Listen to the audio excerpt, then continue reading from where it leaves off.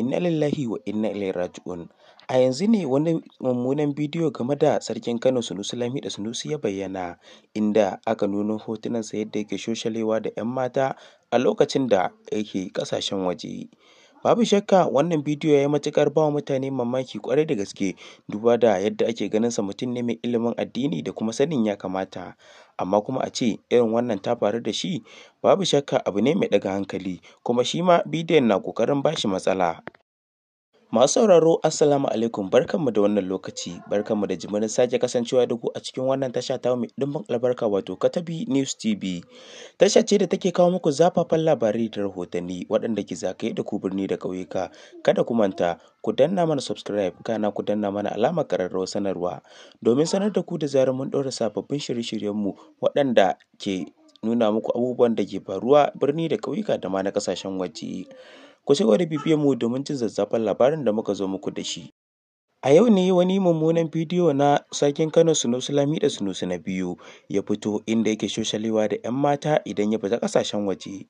Babu shakka fitowar wannan bidiyo ta yi matuƙar ba wa mutanen jihar Kano mamaki da ma na duniya baki ɗaya, duba da irin yadda ake kallonsa mutumin kirki mai ilimin addini mai kuma sanin ya kamata. Sai ga shi kamar yadda Hausawa suke cewa ana zaton wuta a maƙera sai ga ta a masaka. Babu shakka wannan bidiyo ya yi matuƙar ɗaga wa mutane hankali ƙwarai da gaske, musamman ma waɗanda suka kasance na jikin wannan Sarkin Kano Sunusi Lamiɗo Sunusi. Domin kuwa manya-manya daga cikin ƙasar nan da ma na jihar Kano suna ganin cewar tun can dama bai kamata a ce shi ne ke wakiltar mutane a matsayin sarki ba, domin kuwa wannan kujera ce mai tsafta, mai girma, wadda kuma mutane manya ne ya kamata su kasance a cikinta, ba waɗanda suke ɓata sunan ƙasarsu da jiharsu ba. Wannan abu dai ya yi matuƙar yawo a kafafen sada zumunta, duba da irin yadda mutane ke ta cece-kuce a kai.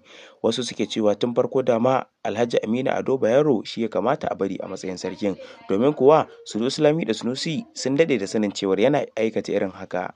Amma kuma ta ɓangarensa ba mu ji komai ba, domin kuwa har yanzu ya yi shiru. Sai dai kuma ta ɓangaren gwamnan jihar Kano Abba Kabir Yusuf ya ce zai sa a binciken ƙwaƙƙwafi domin tabbatar da gaskiyar wannan bidiyo. In dai har ya tabbata gaskiya ne, to babu makawa sai an cire Sunusi Lamiɗo Sunusi daga wannan kujera ta Sarkin Kano, an maida Alhaji Aminu Ado Bayero. Idan kuma ya kasance sharri ne, to babu makawa ba abin da zai samu kujerar Sunusi Lamiɗo Sunusi, kuma girmansa da yake idon mutane zai tabbata.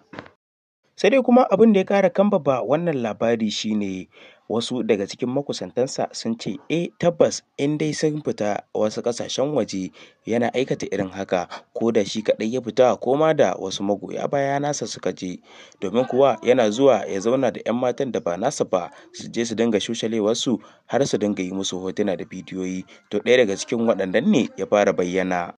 Masu sauraro kada dai ku sha'afa, wannan na zuwa ne daga tashar ku mai farin jini wato Katabi News TV, tashar da ke kawo muku zafafan labarai. Kada ku manta ku danna mana subscribe, kana ku danna mana alamar ƙararrawar sanarwa domin sanar da ku da zarar mun ɗora sababbin shirye-shiryenmu. Mun gode da ziyartar wannan tasha ta mai ɗimbin albarka.